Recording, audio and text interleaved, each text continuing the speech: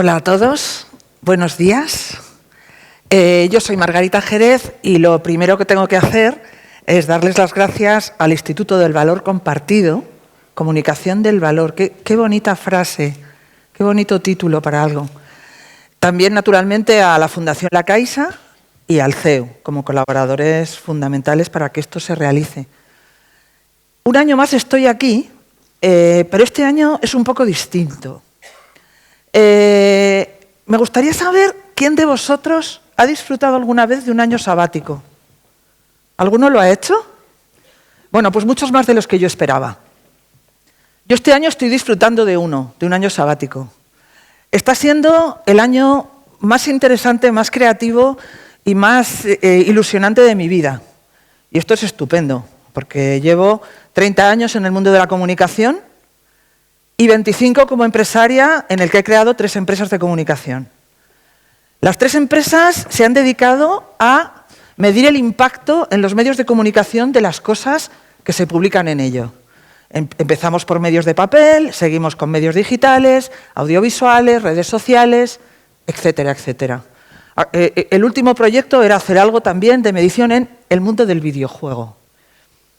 Por circunstancias de la vida, estoy en este año sabático, no ha sido voluntario, mis socios decidieron prescindir de mis servicios en diciembre y para mí ha sido una gran oportunidad. Estas grandes oportunidades que te da la vida que tú nunca hubieras elegido, yo pensaba jubilarme en las empresas que yo fundé. Esto no ha sido así. Por lo tanto, mi presentación de hoy no viene con un gran estudio detrás como ha sido otros años. Otros años hemos presentado aquí estudios acerca de lo que hacía mi empresa. Estudios de responsabilidad social, estudios de demografía, estudios de, bueno, pues de infinidad de cosas. Este año yo vengo a contaros lo que a mí me mueve, lo que a mí me toca, lo que a mí me gusta. En primer lugar, la comunicación, que es mi profesión. Y la comunicación es una profesión bastante complicada.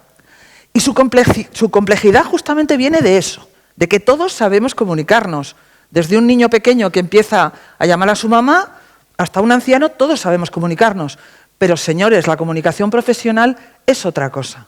Y esto muchas veces se confunde. Se confunde desde el punto de vista en las redes sociales y en todas partes. De esto yo vengo a hablar, de la comunicación. También vengo a hablar de la responsabilidad social, vengo a hablar de las pymes, puesto que mis empresas siempre han sido pymes y de eso puedo hablar, y vengo a hablar de la igualdad, que es un tema que me apasiona, obviamente. Bueno, esta soy yo actualmente, me podéis buscar donde queráis, y voy a hacer un pequeño análisis de lo que yo considero, bueno, pues lo que os quiero contar. En primer lugar, ¿qué es para mí la RSC?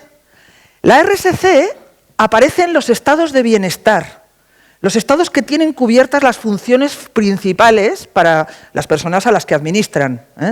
La sanidad, la educación, las carreteras, la defensa, todo eso está cubierto, entonces aparece la responsabilidad social.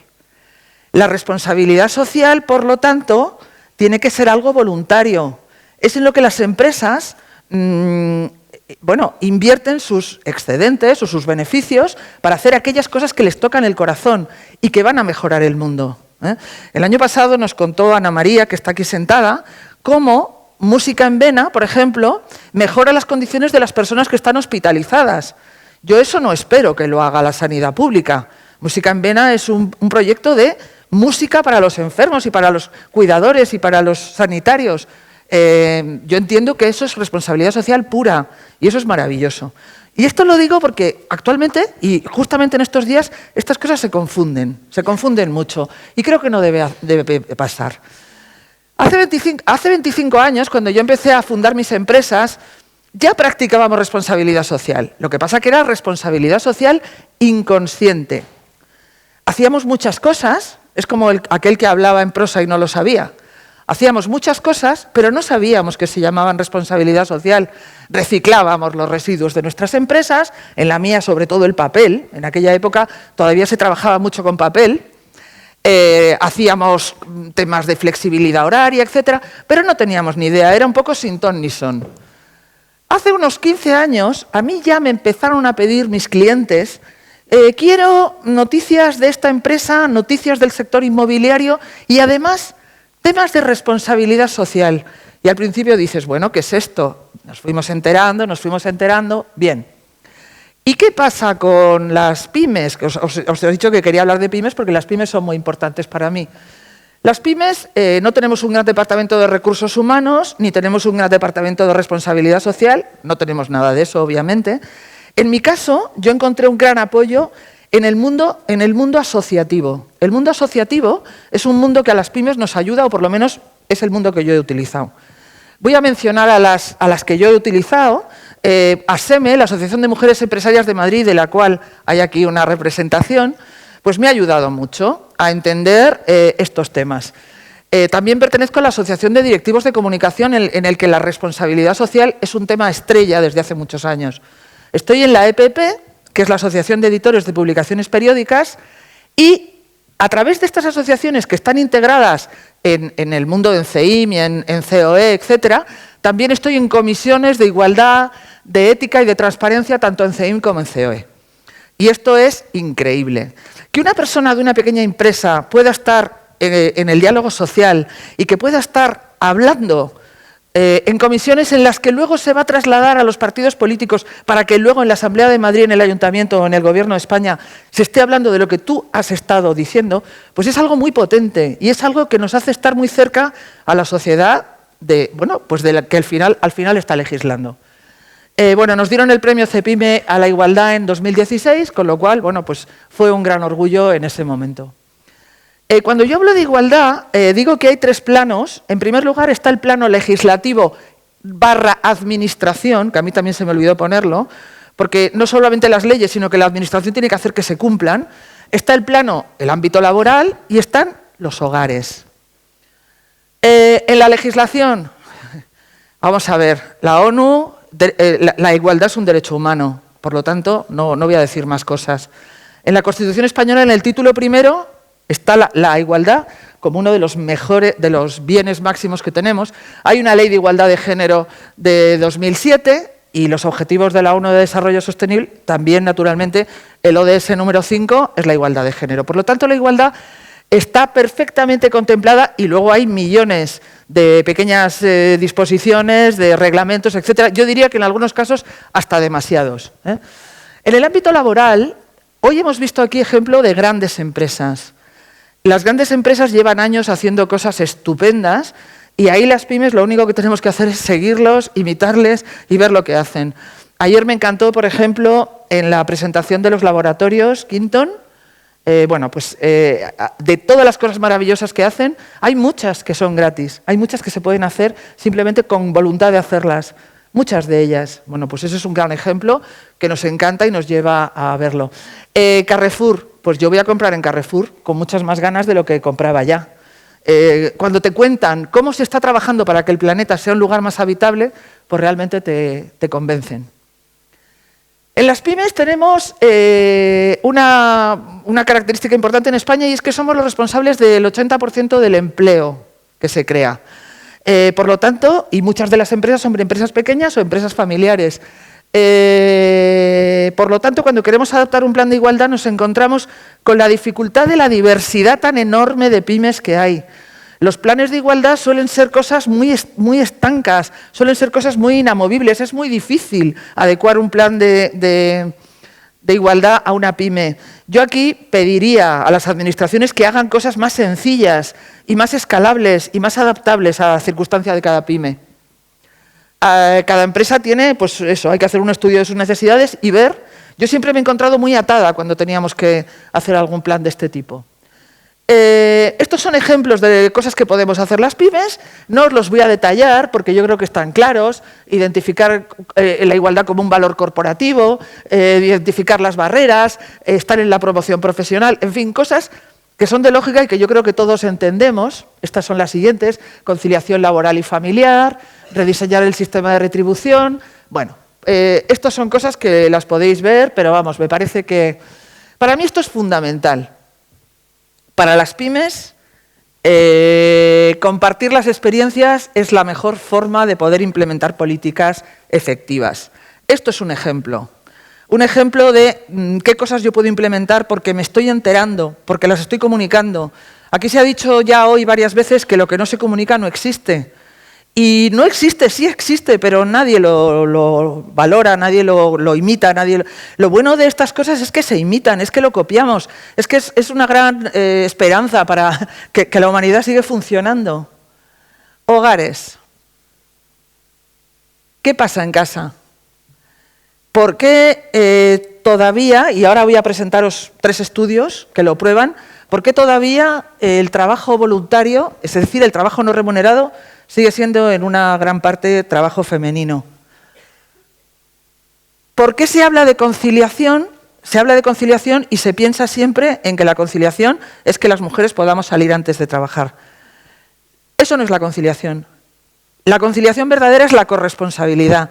Todos somos responsables de también lo que pasa en casa. El año pasado estuve todo el tiempo que estuve aquí hablando del problema demográfico. Desde el año 2015 sabéis que España es un país que está decreciendo demográficamente, pero a ritmo absolutamente acelerado. Como no lo remediemos, en 5 años vamos a estar, va a ser dramático, ¿eh? No vamos a tener gente para las pensiones, porque ni siquiera con la población emigrante esto se suple. Por lo tanto, la corresponsabilidad es de todos, administraciones, hombres, mujeres, niños, absolutamente de todos. Me gusta hablar de corresponsabilidad por ello. Por otra parte, a mí siempre me gusta dar un toquecito de un poco de ilusión y de alegría, porque es que no va a ser todo tristeza. Según un estudio de la Universidad de Georgetown, pues España es el 5º país en igualdad. No es ningún consuelo, porque nos queda por avanzar una barbaridad. Pero bueno, tenemos que tener una de cal y otra de arena, no solamente estas tristezas horribles. Bien, el contexto sociodemográfico que tenemos es que los movimientos migratorios están cambiando las cosas. Estamos recibiendo mucha gente y está saliendo mucha gente. Y eso está cambiando nuestro concepto de la igualdad. ¿Por qué? Pues porque viene gente con otras ideas, con otros valores, etc.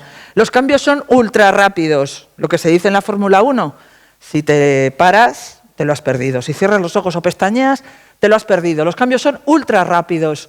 Las mentalidades igual. Hace 3 años, antes del Me Too, casi nadie se atrevía a decir que era feminista, por ejemplo. Después del Me Too, prácticamente todo el mundo es feminista. ¿Por qué? Porque no es lo contrario del machista. Es la igualdad. Es la igualdad de derechos y de obligaciones. Y yo creo que esto, la mentalidad cambia en este sentido. La revolución tecnológica es muy peligrosa para algunas cosas y es la enorme ventaja que tenemos para otra. El teletrabajo se basa en ello. El 5G va a ser la pera limonera, así. El 5G va a ser lo que va a hacer que podamos trabajar donde nos dé la gana, porque realmente nos va a abrir un montón de posibilidades. La variedad étnica y cultural también influye mucho, los valores dominantes igual, antes hablaba del feminismo, hay los valores y las creencias exactamente igual, ¿eh? ¿Cómo evolucionamos? Bueno, os voy a poner alguna tendencia que creo yo, de estructuras verticales a estructuras tipo red en el mundo empresarial, pero también en los demás mundos. Cada vez vamos más a ese tipo de red que permite que todos tengamos nuestra responsabilidad asignada y cumplida. De organizaciones jerarquizadas a organizaciones multinacionales, horizontales y flexibles. Esto es una gran tendencia que vemos que da muy buenos resultados. Empresas, instituciones, universidades, etcétera, la brecha salarial y el techo de cristal siguen funcionando y ahora os pondré los datos y muy pocas mujeres están en puestos de dirección todavía. Hay muchas más que antes, pero sigue habiendo muy pocas. Tenemos que potenciar grupos heterogéneos. Hay 2 grandes mayorías de las que hay que hablar, que es la diferencia entre hombres y mujeres y la diferencia de edad. En el año 2020, los mayores de 50 años vamos a ser mayoría. No vamos a permitir estar marginados, igual que las mujeres no vamos a permitir estar marginadas, porque también somos una pequeña mayoría respecto a los hombres. No es ninguna lucha, pero hay un sitio que hay que tener. Y, por supuesto, las otras minorías que, naturalmente, también tienen que estar en las etnias, las nacionalidades, la orientación sexual, las religiones, las capacidades, etcétera, etcétera. Conciliación. Antes hablaba que la conciliación para mí es corresponsabilidad. Y es esto, compatibilizar y armonizar las distintas facetas de la vida. En muchos casos pensamos solo en la conciliación laboral. La conciliación es personal en primer lugar. Yo quiero tener tiempo para ir al cine, para leer, para hacer gimnasia o para lo que quiera, para tumbarme en un sofá. La conciliación familiar es obvia. Quiero visitar a mis padres, quiero visitar a mis hijos, quiero cuidarles, quiero estar con ellos. Y la conciliación laboral, mi trabajo me debe permitir tener todas estas otras partes de la vida. Antes se ha mencionado que la gente joven está muy formada en unas cosas, los mayores tenemos experiencia. Yo creo que entre los 18 y los 70 años, que es la vida laboral española media, normal, como un solo día no aprendas algo, ya estás fuera. No hay edad para la formación. Todos tenemos que formarnos. Sería inconcebible pensar que un médico no se forma cada día. Bueno, pues las demás profesiones igual. No tenemos excusa para la no formación. El teletrabajo es una gran ventaja también, eso ni lo voy a decir. Quizá voy a hacer hincapié en este aspecto, y es la desconexión en el trabajo, que a veces cuando hacemos teletrabajo cuesta mucho. Bueno, pues ya hay leyes que están regulando esto. La justicia salarial quiere decir que adecuamos nuestro salario a nuestro salario psicológico. ¿Con qué salario nos consideramos nosotros pagados? Bueno, pues cada vez se tiene que acercar más ese salario al real que percibimos. Soluciones in situ, como guarderías, etcétera, etcétera. Todo esto son cosas, los horarios flexibles. Hay negocios en los que es muy difícil aplicar un horario flexible, pero en la mayoría de los negocios sí lo es. Por arriba, por abajo, por en medio, es fácil hacer adecuaciones a los horarios. Bueno, por supuesto, para aprovechar el tiempo con la familia. Y una cosa fundamental que es el trabajo por objetivos. El trabajo por objetivos tiene que ver con las redes que decíamos antes. Es importantísimo el trabajo por objetivos. Un poco incompatible con las últimas disposiciones de los fichajes, etcétera, etcétera, o por lo menos difícil de adecuar, pero a mí me parece que es una de las claves.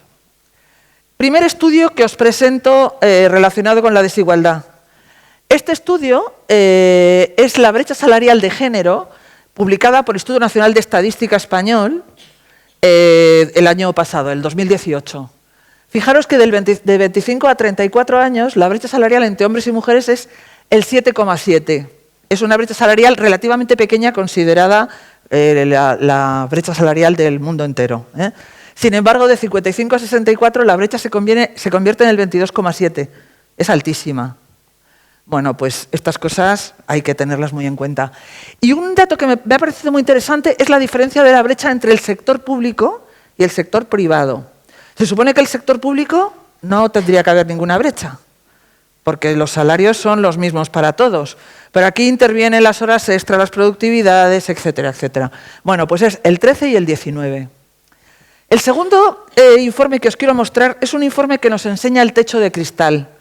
Este informe lo ha publicado DIRCOM, es el estudio GenderCom 2019, se ha publicado en febrero de este año, y aquí nos dice los diferentes equipos en el mundo de la comunicación, que es una profesión muy feminizada. En la comunicación somos, arriba lo pone, el 56% mujeres, muchísimas más estudiantes chicas que chicos, mujeres en activo. ¿Qué pasa con los consultores? Los consultores, que es el grado más bajito de toda la profesión, hay el doble de mujeres que de hombres, siguiendo la tendencia universitaria, 22-10, 22-90, 10-80. ¿Qué pasa con los jefes de equipo? Los jefes de equipo es el siguiente escalón y ahí 21% mujeres, 18% hombres. Aquí ya nos hemos igualado. ¿Y qué pasa con los directores? 56% mujeres, 71 hombres, pero además ocurre una cosa. Quiere decir que 7 de cada 10 directivos son hombres. Pero también, ¿qué ocurre? Que también hay una enorme brecha salarial. También los hombres ganan muchísimo más que las mujeres. Estamos hablando de comunicación, un sector que nos es completamente, a las mujeres, fácil, digamos. Pero en el mundo de la abogacía, en el mundo de los auxiliares de vuelo, ¿en cuántos mundos de este tipo pasa exactamente lo mismo? Bueno, tercer informe que os cuento, el tiempo dedicado a las tareas del hogar. El tiempo dedicado a las tareas del hogar, como lo veis aquí, esto también viene de la encuesta de la población activa del INE de este año, Instituto Nacional de Estadística, este año. Las mujeres dedicamos 26 horas y los hombres 14 a la semana en tareas del hogar. Y he querido poner también el estudio en familias monoparentales, en el que ya es brutal, porque las mujeres dedican 31,9, es decir, cogen muchas de las que hacían los hombres en familias dobles, y los hombres el 13%. Es decir, sus madres, sus abuelas, sus hermanas están haciendo gran parte de ese trabajo. Y una cosa que me gusta mucho, bueno, las mujeres dedican el doble de tiempo al trabajo voluntario, que es el trabajo no pagado, pero me ha encantado este último tema porque recientemente he sido abuela. La igualdad llega con los nietos. Todos dedicamos a la semana 16 horas a los nietos, como media en España. Lo cual me parece pues una ternura y una cosa muy interesante. La corresponsabilidad es el nuevo sistema operativo de la sociedad. Si no hacemos esto, nos vamos a la porra. Y es así, porque no va a haber niños, no va a haber adultos, no va a haber nada, no vamos a tener quien pague las pensiones. Bueno, las consecuencias de la aplicación son obvias, no me quiero entretener mucho, más mujeres, tenemos mayor reputación, las empresas que hacemos este tipo de cosas tienen más reputación. Esto me interesa mucho. Somos trabajadores y consumidores a la vez. Nosotros, como personas, el centro del sistema del mundo, del universo, tenemos algunos poderes. En las sociedades democráticas tenemos el voto, pero tenemos un segundo poder muy importante que es el consumo. Nosotros podemos elegir consumir donde nosotros queramos, y esto es muy potente, porque vivimos en una sociedad capitalista. Yo puedo elegir consumir en empresas responsables, empresas que practican la igualdad, empresas que no están manchando el universo, que no están manchando el mundo. Por lo tanto, ese poder lo tenemos y hay veces que unos céntimos compensan. Si yo puedo comprar unas naranjas de proximidad y no unas que vienen de Sudáfrica, pues a lo mejor me compensa pagar unos céntimos más. Tenemos que ser conscientes y ser también corresponsables en este tipo de cosas. Bueno, refuerzo la responsabilidad social. Cuando nuestras empresas hacen responsabilidad social, toda la gente, y lo hemos visto en múltiples ejemplos que hemos visto hoy, está mucho más implicada, mucho más contenta y mucho más con sentido de la permanencia. También somos más productivos. También nos lo han contado en un montón de ejemplos que hemos visto. No tenemos tiempos muertos, lo cual es una maravilla. Nos concentramos mejor, tenemos menos estrés y menos absentismo laboral. Nosotros en mi empresa hicimos varias cosas de este tipo. Por ejemplo, cuando una mujer venía de una baja maternal, se le ofrecía hacer teletrabajo unos meses. Eso hacía que ninguna mujer pidiera reducción de jornada, prácticamente, vamos, no teníamos ninguna con reducción de jornada, a pesar de tener un montón de mamás. Teníamos a gente muy contenta y que además, abriendo el camino del teletrabajo, si ya un día, pues mira, tengo que llevar al niño al médico, no pasa nada porque me quedo en casa, trabajo en casa, llevo al niño al médico y sigo trabajando. Bueno, abres caminos que realmente son mucho más productivos, tienes menos absentismo y tienes menos gente enferma. Estas son las cosas que os quería decir. Os quería decir que nos ponemos muy pesadas con el tema de la igualdad, porque considero que es necesario, y os voy a contar una pequeña anécdota para corroborar esto que os digo. Cuando mi socio me dijo en diciembre que tenía que dejar la empresa, os voy a contar lo que me dijo. Me dijo, tu marido, Jaime, estará muy triste por esto que está pasando, que tú vas a dejar la empresa. Yo le dije, naturalmente, claro. Aparte de ser mi compañero y mi marido, pues también ha estado muy implicado en la empresa, también él ha arriesgado su capital y también él, bueno, pues ha participado. Y me dice, no, si no lo digo por eso, es que se va a hartar de tenerte en casa todo el día. Todavía nos hacen estas bromas. Todavía tenemos que aguantar y que una señora como yo, así, echada para adelante, le digan esto, quiere decir que ¿qué no le dirán a las que son más calladitas? Por lo tanto, siento que seamos pesadas, pero lo tenemos que ser.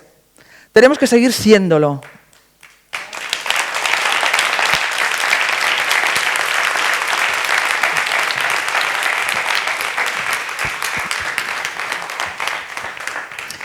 Bueno, nada más. Muchísimas gracias y bueno, espero que sigamos teniendo estos ejemplos.